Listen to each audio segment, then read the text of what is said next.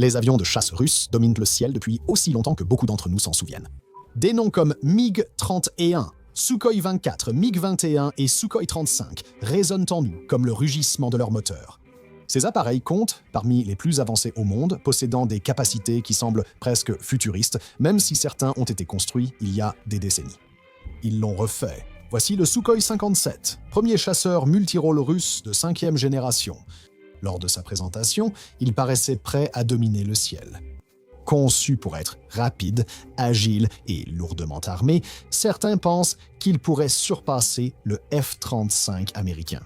Pourtant, plus de 3 ans après le début du conflit russo-ukrainien, cet appareil reste peu présent sur le front. Que révèle l'examen de cette prouesse d'ingénierie? Peut-il vraiment rivaliser avec le F-35 ou connaîtra-t-il le même sort que d'autres avions russes voués à l'échec? L'altitude est haute, mais les enjeux le sont plus encore. Attrape ton ailier, prépare-toi au combat aérien. Créer un monstre. Origine, doctrine, conception. Alors, où commence notre histoire? Eh bien, le Sukhoi 57, ou Su-57 pour faire court, peut en fait retracer ses origines jusqu'au début des années 2000. Les détails restent flous car le gouvernement russe manque de transparence sur les informations militaires, ce qui n'est pas surprenant. Au début des années 2000, l'armée russe, affaiblie après l'effondrement de l'Union soviétique, cherchait à moderniser sa flotte de chasseurs. Les MiG-29 et Sukhoi 27 montrèrent leur âge, fiables dans de bonnes conditions, mais dépassés par toute innovation que Lockheed Martin pouvait imaginer dans un entrepôt du Nevada cette semaine-là. Le Kremlin avait besoin d'un nouveau projet, non seulement pour égaler les capacités des meilleurs avions américains en développement, mais aussi pour pouvoir les surpasser complètement. Surnommé T-50, le projet débute en 2002 sous la direction d'Alexander Davydenko, concepteur en chef de Sukhoi. Cependant, il n'était pas l'œuvre d'un seul homme. Davydenko a coordonné un projet avec l'association de production aéronautique de Novosibirsk et celle de Komsomolsk-on-Amur, où devait se faire l'assemblage final. Plusieurs parties de l'appareil, dont l'avionique, ont été conçues par un consortium d'entreprises russes de défense et d'aérospatiale, choisi pour cette mission en 2003. Il est troublant que certains systèmes d'armes avancés n'apparaissent qu'après 20 ans de développement. Ce fait pousse à se demander quel genre d'armes futuristes sont en train de commencer leur développement en ce moment même. La conception et la fabrication se sont déroulées sur plusieurs années dans les années 2000.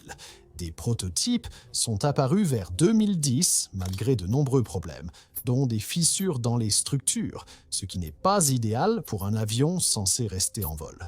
Malgré les revers, l'armée russe a continué d'améliorer le design et la fabrication. En 2017, l'appareil a été renommé du T-50 au Su-57, code Autant-Felon. Malgré d'autres retards liés à la fabrication, la production en série aurait débuté vers 2022, faisant du Su-57 le premier chasseur multirôle de 5e génération russe. Même si nous n'avons pas encore vu beaucoup de Sukhoi 57, ce que nous avons pu observer est un équipement plutôt impressionnant, alors analysons-le. Très bien, alors comment commence-t-on à quantifier tous les différents composants d'un avion aussi complexe? Il est utile de d'abord comprendre 2 aspects clés, le contexte et la doctrine. La doctrine aérienne russe pour la conception des avions de chasse repose généralement sur l'idée classique de ce que les avions de chasse ont toujours été, des spécialistes du combat air-air avec la flexibilité de frapper d'autres cibles si nécessaire. Lors de la conception d'un avion, on peut prioriser divers facteurs, mais l'endroit où l'on concentre ses efforts déterminera la façon dont l'avion vole, combat et quelles sont ses limites. Pour le Sukhoi 57, les priorités sont la vitesse, la maniabilité et la capacité d'emport. Il est également important de prendre en compte les différences pratiques entre un avion russe et un avion américain. Par exemple, la capacité de communication par satellite joue un rôle important. La couverture satellite américaine est quasi mondiale, celle de la Russie plus restreinte. Les avions de chasse russes n'étant pas toujours en contact avec un satellite, il faut un avion rapide.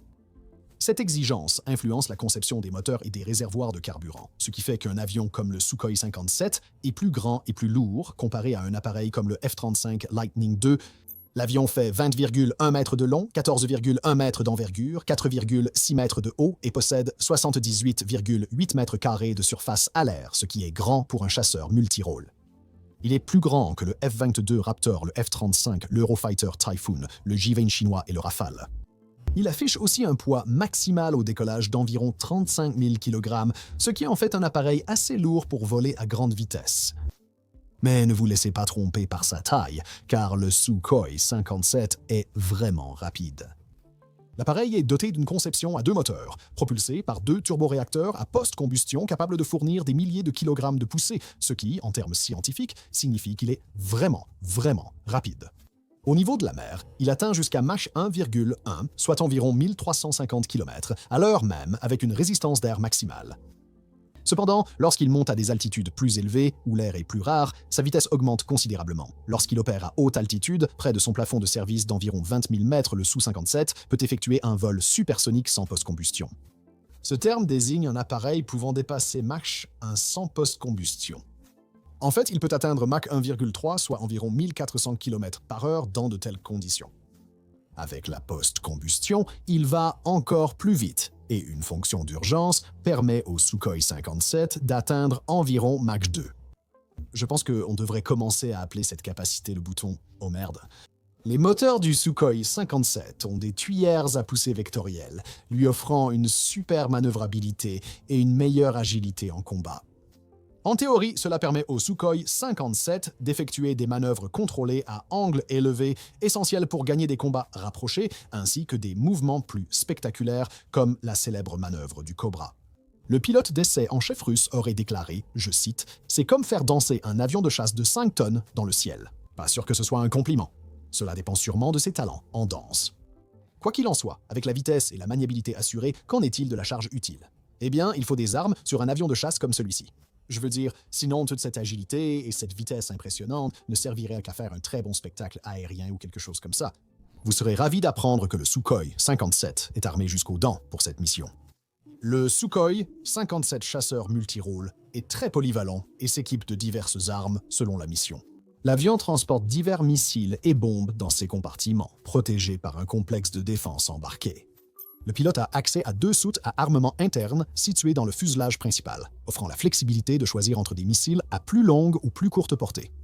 De plus, 2 soutes plus petites situées près des nacelles des moteurs contribuent à maintenir le profil furtif de l'appareil, tout en proposant plusieurs options. Les points d'emport externes du Sukhoi 57 permettent aussi d'ajouter d'autres munitions si besoin. Au total, jusqu'à 10 000 kg de munitions peuvent être transportées dans et sur l'appareil. Ce n'est pas seulement un bombardier, il possède aussi un canon automatique de 13 mm capable de viser des ennemis mobiles et des cibles aériennes, tirant des dizaines de balles par seconde, et vraisemblablement réduisant les corps ennemis en une fine brume. Charmant. Il transporte des munitions intelligentes ou spécialisées, dont des sous-munitions anti-chars. Selon la configuration, il cible des objectifs aériens, maritimes et terrestres. En bref, c'est un véritable couteau suisse. Ce n'est pas tout. Rappelez-vous, j'ai parlé du profil furtif de l'avion. Le Sukhoi 57 est non seulement très rapide et très armé, mais aussi furtif dans une certaine mesure. Certains choix de conception influencent d'autres aspects, et pour la furtivité, cela est particulièrement vrai. La doctrine valorise vitesse, agilité et capacité d'emport, mais le profil radar reste assez visible, surtout car l'appareil est bien plus grand que les autres chasseurs modernes. Bien que la section frontale soit assez réduite, cet avantage est moins prononcé sous d'autres angles. Le montage d'armes externes sur les pointes d'emport le rend plus visible au radar. Plusieurs caractéristiques de conception visent à atténuer ces effets au maximum. L'extérieur de l'avion présente un design pixelisé avec des carrés noirs, gris clair et foncé, ce qui, d'après les experts, améliore sa furtivité et lui confère un aspect moderne. La cellule est fabriquée à partir de matériaux composites recouverts de couches absorbant les ondes radar, ce qui réduit encore davantage sa détectabilité sur les écrans radar. Les soutes à armement interne renforcent sa super croisière furtive. Est-il totalement furtif? Non, il l'est, mais plutôt comme un ninja maladroit. Et ce n'est pas tout. La véritable force de cette machine violente réside dans son avionique et son système de guerre électronique. Ce système introduit des avancées remarquables selon les standards des chasseurs russes. Son système radar offre un suivi multi-cible de haute précision permettant à un seul Sukhoi 57 d'engager plusieurs cibles simultanément. Son système de contre-mesures électroniques améliore sa survie en détectant, brouillant et contrant de nombreuses menaces. Et il dispose aussi de leurres thermiques et de paillettes. Son système de ciblage optronique inclut la recherche et le suivi infrarouge pour détecter discrètement les cibles, ainsi que l'identification ami-ennemi. De plus, l'appareil est équipé d'un système de communication sécurisé à haut débit qui permet le partage de données en temps réel avec le pilote et les coordinateurs aériens pendant le combat. Le cockpit possède un viseur monté sur casque qui affiche, via la réalité augmentée, des données essentielles et de combat, aidant les pilotes à décider rapidement et à mieux percevoir l'espace. Donc oui, en gros, il fonctionne comme un casque d'Iron Man un peu moins high-tech, mais sans le majordome intelligence artificielle. Enfin, et c'est important, plusieurs éléments du Sukhoi 57 présentent une conception modulaire, permettant des mises à niveau et des évolutions tout au long du cycle de vie de l'appareil. Cette approche assure que l'appareil reste efficace au combat même en évoluant, grâce à l'intégration des technologies émergentes. Anticiper l'avenir est une stratégie judicieuse pour une plateforme aussi complexe et coûteuse. Surtout car la force aérienne russe doit maximiser la valeur de ses chasseurs avec un budget limité et un nombre restreint d'appareils. Le président-directeur général de la Russian United Aircraft Corporation, Vadim Badeka, a indiqué que l'expansion de la production du Sukhoi 57 permettra d'ajouter de nouvelles fonctionnalités à l'appareil. Il a expliqué, et nous allons le citer ici, que la plateforme Sukhoi 57 a été conçue pour une durée de vie d'au moins 40 à 50 ans. Elle dispose d'une architecture ouverte qui prend en charge un large éventail de technologies avec des modifications minimales de ses systèmes principaux. L'intégration des drones avec le Sukhoi 57 sera essentielle pour les futurs systèmes de combat. Au cours des prochaines années, de nouvelles fonctionnalités seront ajoutées au modèle de production en série, dans le cadre du programme de modernisation. Fin de citation. C'est une stratégie solide sur le long terme. Par exemple, le F-15 américain, dont le premier vol remonte aux années 70, est toujours en service grâce à de nombreuses améliorations. Mais comparer le Sukhoi 57 au F-15 n'est pas là où l'armée russe souhaite se trouver. Il vise le sommet, l'excellence absolue. Il vise essentiellement le F-35. Et si tu t'en prends au roi, il vaut mieux ne pas le rater. Le F-35, utilité, capacité, létalité. Alors, d'après ce que nous savons du Sukhoi 57, comment se compare-t-il à ce qui est sans doute l'avion le plus avancé jamais piloté? On pourrait se demander pourquoi ne pas comparer le Sukhoi 57 au F-22 Raptor, ce dernier étant aussi axé sur le combat rapproché et offrant des performances similaires au Sukhoi 57. Pour une discussion uniquement axée sur le vol, cette comparaison aurait du sens. Aujourd'hui, nous traitons plus que la performance en vol, en abordant aussi ses implications réelles. Le F-35 est considéré comme le principal avion de chasse de l'armée américaine pour un avenir prévisible, et le Sukhoi 57 jouera un rôle similaire pour la Russie. En réalité, un Sukhoi 57 a plus de chances de croiser un F-35 qu'un F-22, car il y a davantage de F-35 en service. De plus, les différences de conception entre le F-35 et le Sukhoi 57 rendent la comparaison intéressante. Vous pouvez débattre avec nous dans les commentaires. Ainsi, lors de la comparaison du Sukhoi 57 au F-35, nous aborderons d'abord les écarts de doctrines et de concepts opérationnels. Nous comparerons ensuite les principales spécifications, puis les éléments de conception qui différencient ces deux avions de chasse. Comme nous le savons tous, il n'y a pas de repas gratuit dans la conception aéronautique, seulement des compromis basés sur ce que la doctrine de vol privilégie. À cet égard, le F-35 est nettement différent du Sukhoi 57. Le F-35 a été développé avec un concept de guerre bien précis en tête, une plateforme d'armes aéroportée intégrée, interopérable et tout en un. Son objectif principal est la furtivité, la guerre électronique et l'intégration sur le champ de bataille, parfois au détriment de priorités comme la vitesse et l'agilité, caractéristiques des conceptions russes, comme le Sukhoi 57. Cependant, un F-35 peut toujours surpasser de nombreux avions en combat rapproché. Cependant, sa conception a été optimisée pour atteindre une efficacité maximale sur le champ de bataille moderne, plutôt que de reposer uniquement sur les attributs conventionnels d'un chasseur. Le Sukhoi 57, comme mentionné, est le plus grand chasseur multirôle sur le marché aujourd'hui, et cela présente à la fois des avantages et des inconvénients. Il est physiquement plus grand que le F-35, il est presque 5 mètres plus long et 4 mètres plus large. Sa plus grande taille permet d'abriter 2 moteurs, contrairement au F-35 qui n'en a qu'un. Cet atout de conception est essentiel pour la doctrine russe, car il rend le Sukhoi 57 bien plus rapide que le F-35. Le Sukhoi 57 vole en croisière à un peu plus de Mach 1,1 et pourrait supercroiser autour de Mach 1,3. Le F-35 vole généralement à Mach 0,95, mais certains disent qu'il peut supercroiser à Mach 1,2 si besoin. Alors que le Sukhoi 57 atteint une vitesse maximale de Mach 2, le F-35 atteint Mach 1,6 à pleine puissance avec les post-combustions activées. En termes de vitesse, eh bien, avantage clair pour le Sukhoi ici. Le Sukhoi 57 pourrait être plus maniable, mais il faut un vrai combat aérien pour le vérifier. Le pilote d'essai du Sukhoi 57 estime que son agilité lui donnerait un avantage sur le F-35, même si ce type de déclaration doit être nuancé. Le F-35 possède aussi la vectorisation de poussée, lui permettant d'effectuer les mêmes manœuvres sophistiquées que le Sukhoi 57. La différence de vitesse et d'agilité reflète les philosophies de conception distinctes, façonnées par les exigences uniques de chaque nation pour ce type d'appareil. Le Sukhoi 57, par exemple, vole plus haut que le F-35, grâce à sa taille, permettant plusieurs moteurs et une grande vitesse. Cependant, ce choix de conception a un coût, rendant le Sukhoi 57 nettement plus gourmand en carburant en comparaison. Son rayon d'action effectif, c'est-à-dire la distance que l'appareil peut parcourir après le décollage, accomplir sa mission et revenir sans ravitaillement, est d'environ 1250 km. Bien que cette portée soit impressionnante et augmente considérablement lorsque l'appareil n'est pas en situation de combat, le F-35 passe dans une toute autre catégorie. Avec un rayon d'action de 2200 km, soit presque le double du Sukhoi 57, le F-35 a clairement l'avantage. La réponse courte à la raison de cette situation, ce sont les porte-avions. La Russie ne dispose plus d'appareils fiables et n'est plus dominante mondialement. Elle n'a donc plus à projeter sa puissance aérienne loin de ses frontières. Au lieu de cela, elle a besoin d'un système capable de délivrer une frappe puissante et rapide en peu de temps avant de revenir à la sécurité de la mère patrie. En comparaison, les États-Unis, pour ainsi dire de façon hyperbolique, possèdent 1 million de porte-avions et projettent leur influence partout dans le monde, administrant une dose explosive de liberté à quiconque ne plaît pas à la Maison-Blanche cette semaine-là. Leurs avions, dotés d'une grande autonomie et d'une bonne efficacité énergétique, réalisent des missions longues depuis porte-avions et bases de l'armée de l'air mondiale.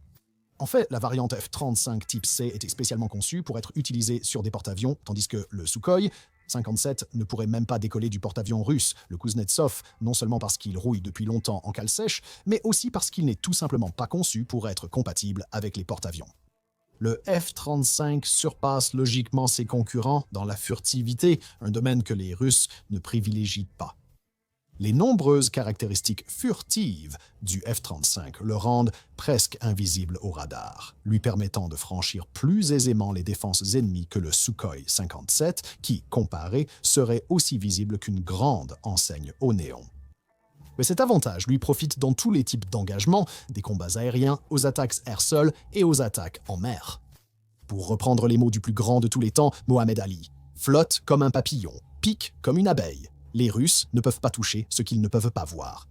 2-1 pour le F-35 alors. En ce qui concerne les systèmes d'armes, les avions sont probablement à égalité, chacun étant équipé d'une gamme d'armements diversifiée et flexible qui peut être adaptée à chaque mission. Les systèmes russes sont légèrement plus anciens, mais après tout, une bombe reste une bombe, ça fait toujours boum. Mais en ce qui concerne les capacités de guerre électronique et les contre-mesures, il n'y a pas photo. Le Sukhoi 57 est impressionnant, c'est même une avancée significative pour la technologie russe. Le F-35 est souvent qualifié de plateforme de capteurs. C'est l'un des équipements électroniques les plus avancés jamais créés. Son radar figure parmi les plus sophistiqués sur un avion de chasse et ses contre-mesures électroniques sont inégalées. Le réseau avancé du F-35 cartographie le sol, surveille la météo et détecte des cibles jusqu'à 100 miles pour les attaquer avec des missiles guidés par laser. Bien que le Sukhoi 57 se vante souvent de capacités de tir hors de vue, il ne fait tout simplement pas le poids. Le F-35 est équipé de 6 capteurs qui offrent une conscience complète à 360 degrés. Le pilote porte un casque avancé avec un affichage tête haute façon Iron Man, transmettant en continu des informations entre cockpit, satellite, avion Airborne Warning and Control System et centre de commandement, assurant une totale conscience de la situation autour du jet. Il peut engager plusieurs cibles simultanément, se synchroniser avec des drones sans pilote, et il est incroyablement difficile à toucher, principalement parce qu'il est tout simplement extrêmement difficile à détecter.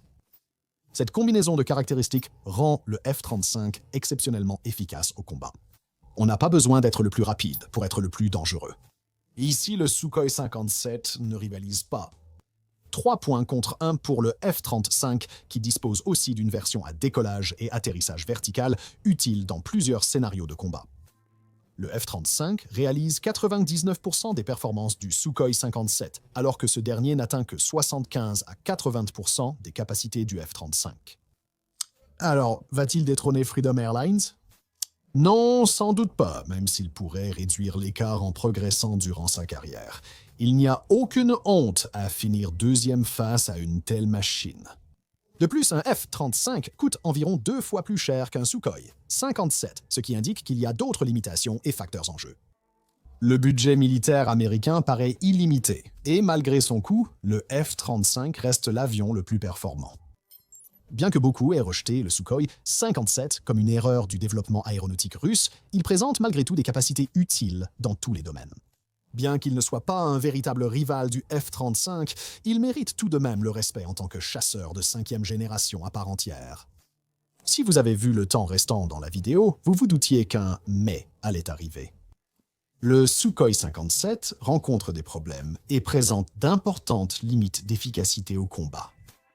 Sur le papier, l'appareil peut sembler impressionnant, mais les guerres ne se mènent pas sur le papier.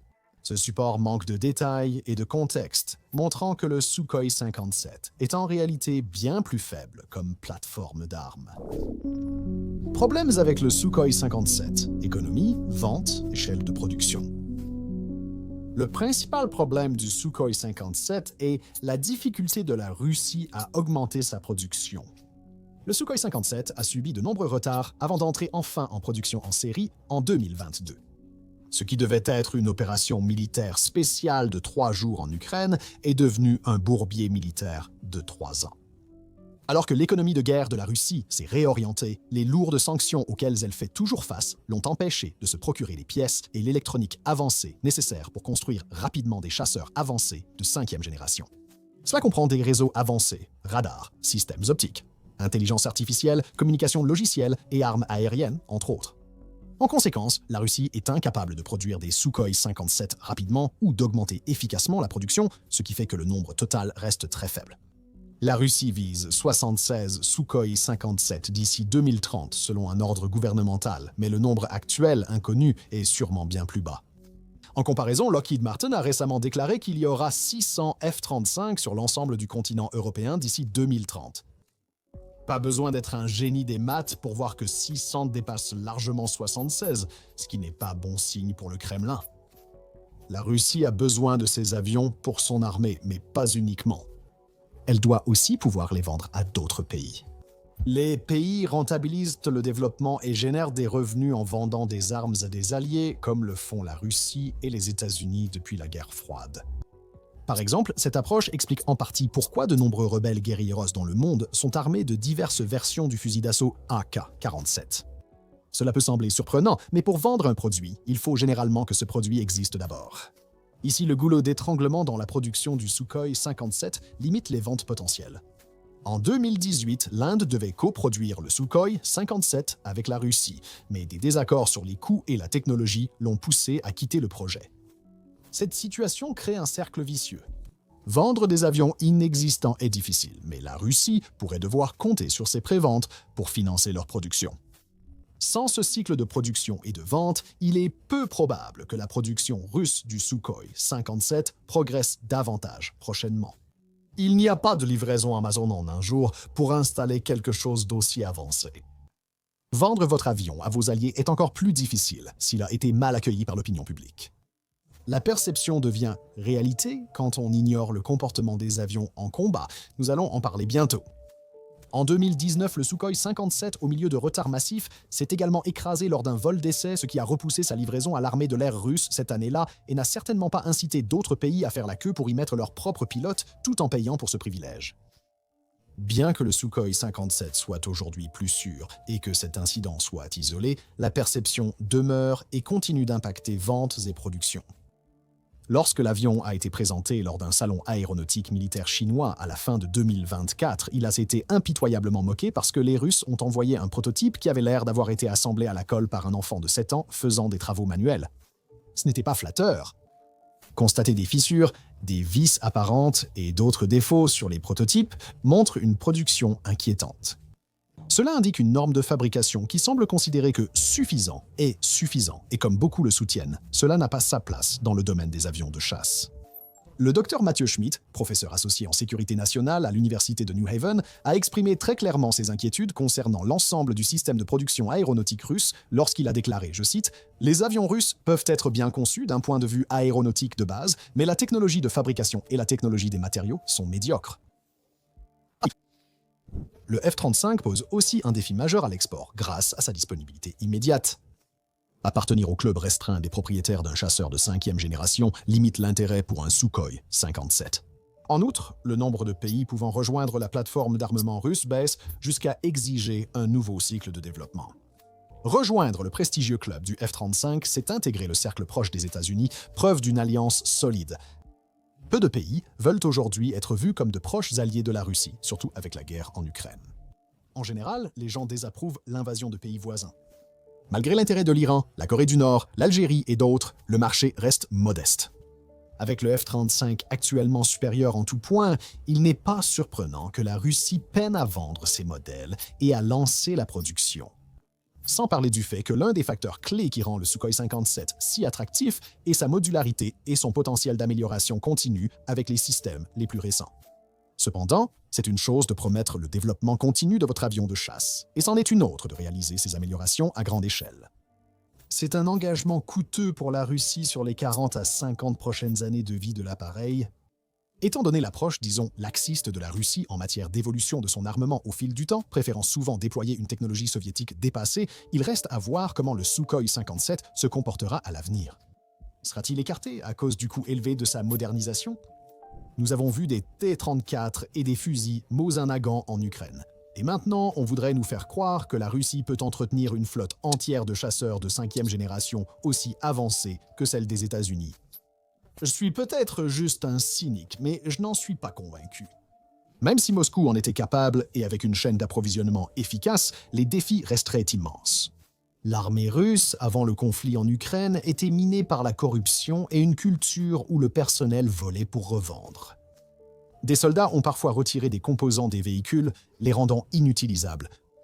Même si la situation s'est légèrement améliorée depuis le début du conflit en Ukraine, l'état de délabrement du Moskva, ancien navire amiral de la flotte de la mer Noire, en début de guerre, en dit long.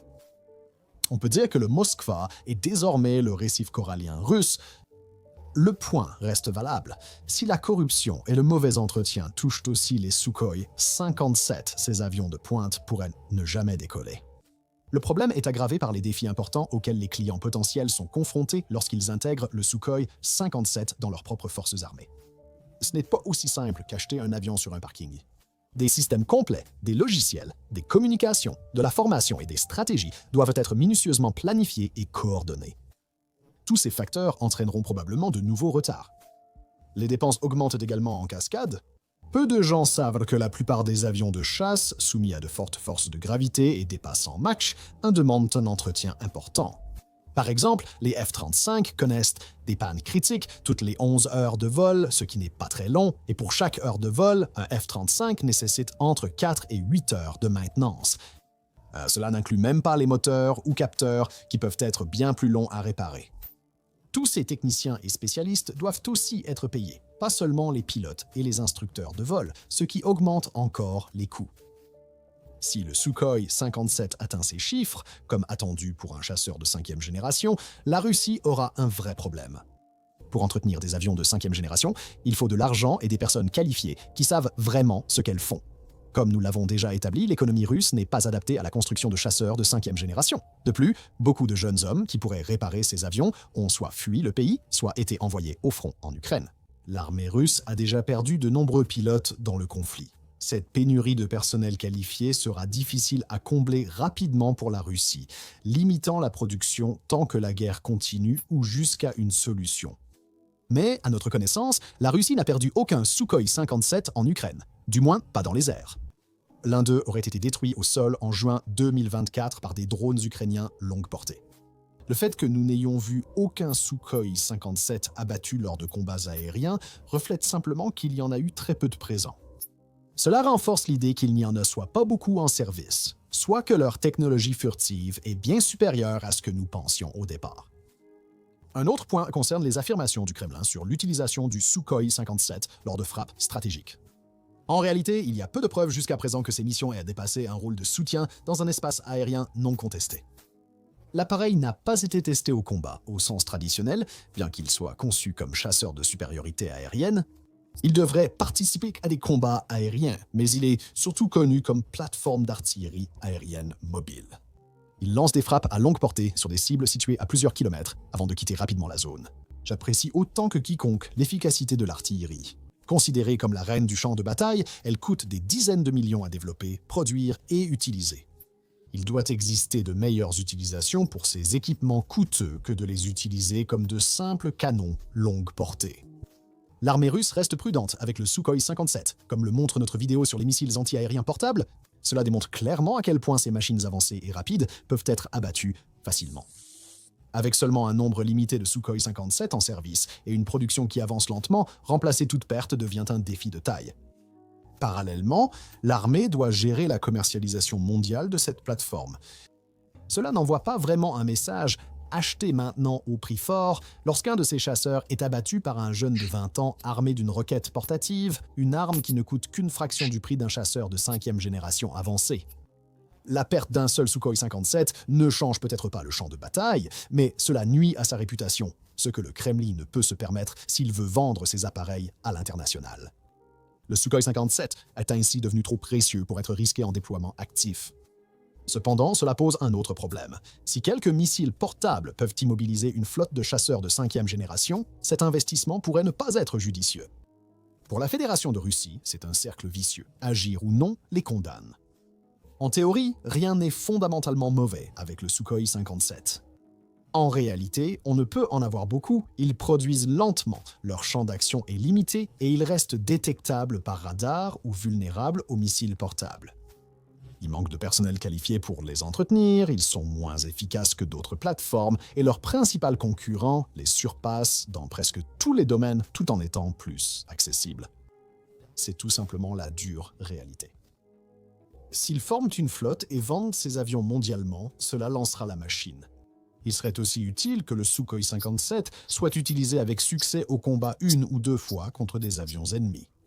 À ce stade, le Sukhoi 57 ressemble plus à un gadget marketing volant tirant des missiles avec un casque d'Iron Man qu'à un véritable concurrent. Le Sukhoi 57 aujourd'hui, politique, combat, incertitude. Alors, où cela nous mène-t-il? Quel est l'état actuel du Sukhoi 57 et ses marchés potentiels mondiaux? Eh bien, comme mentionné précédemment, malgré les nombreux défis entourant le Sukhoi 57, plusieurs nations, principalement celles alliées à la Russie ou cherchant à se rapprocher d'elle, ont manifesté un intérêt considérable. La Chine a son propre programme de 5e génération et n'a pas besoin du Sukhoi 57, mais l'Iran s'y est intéressé mi-2025. La Corée du Nord pourrait suivre, et l'Algérie a affirmé qu'elle serait parmi les premières à commander des Sukhoi 57 au gouvernement russe. Espérons qu'ils n'en auront pas trop besoin. Malgré les incertitudes sur les ventes, la Russie a continué de promouvoir l'appareil lors d'événements aériens militaires mondiaux. Ce n'est pas un combat, mais c'est déjà ça. L'Inde apparaît comme le client potentiel le plus intéressé. Au fil des années, l'Inde a acheté une quantité importante d'équipements militaires russes pour soutenir son armée en pleine croissance et modernisation. Par exemple, l'armée de l'air indienne exploite déjà 260 avions Sukhoi 30 russes. Cette relation existante suggère que l'intégration, du moins sur le plan des communications, ne devrait pas constituer un obstacle majeur. Intégrer un avion de chasse de 5e génération dans une armée qui ne l'a pas conçu est toujours complexe. Un pays doit s'engager pleinement dans l'achat d'un avion de chasse polyvalent avancé. La bonne nouvelle pour la Russie, c'est que l'Inde est engagée et qu'une commande de son armée serait probablement importante. Un tel accord pourrait fortement booster la production russe du Sukhoi 57. En général, une commande pour le Sukhoi 57 inclurait également certains droits de production, ce qui signifie que la Russie partagerait sa technologie de 5e génération avec New Delhi, permettant à l'Inde de fabriquer elle-même les avions. Dans un retournement intéressant, l'Inde n'aurait finalement pas besoin d'acheter un grand nombre de ces appareils à la Russie, puisqu'elle pourrait les produire localement au fil du temps, une décision qui profite à New Delhi. Dans le même temps, l'Inde pourrait légalement et rapidement se procurer la majorité des composants que la Russie a du mal à acquérir en raison des sanctions. Cet accord donne à la Russie une possible porte dérobée pour augmenter sa production, surtout si l'Inde accepte ce risque sur la scène internationale. La mauvaise nouvelle pour Moscou, c'est qu'ils ne sont pas les seuls sur le marché. L'Inde a ses propres avions. Les États-Unis se sont également intéressés à la question et ont proposé le F-35 à l'Inde avec le président américain Donald Trump rencontrant le président indien Narendra Modi pour proposer la plateforme en bloc. Cet avion est jugé supérieur et pour des chasseurs de 5e génération coûteux, on veut le meilleur. Un tel accord a même été proposé en mars 2025. Cependant, cette offre semble être plus symbolique que pratique du point de vue de l'Inde. Le défi de l'intégration persisterait toujours avec le F-35 et il s'accompagne également d'un prix plus élevé. La Chine possède aussi un chasseur furtif de 5e génération, mais vu les relations actuelles, un échange de technologies militaires semble aussi improbable qu'un partage de sandwich. Il faut aussi considérer les implications politiques. L'Inde veut éviter de dépendre d'un seul pays pour les pièces essentielles de ses avions. L'Inde souhaite idéalement concevoir et produire son propre avion de chasse, d'où sa précédente collaboration avec la Russie pour développer le Sukhoi 57. Un accord fondé sur les droits de production est donc très attractif pour l'Inde. En résumé, le Sukhoi 57 présente de nombreux avantages, mais l'Inde doit d'abord garantir sa capacité à le produire localement sans restriction, ce qui est compliqué par ses relations tendues avec la Russie. L'armée indienne tente encore de rattraper son retard mondial. Elle veut un système aussi performant que ceux de ses rivaux régionaux, Chine et Pakistan. Le F-35 répond à ce besoin, l'Inde ayant dépensé 20 milliards de dollars en matériel militaire américain depuis 2008, une tendance favorable à Washington se dessine. Mais cette option reste imparfaite, car le F-35 n'offre pas les droits de production du Sukhoi 57, un point crucial pour l'Inde. L'Inde pourrait décider si le Su-57 sera adopté comme chasseur de 5e génération efficace ou rejeté comme un échec coûteux mal vendu par la Russie. Actuellement, la Russie est le seul pays à avoir des Sukhoi 57 opérationnels, donc toute vente potentielle est un progrès.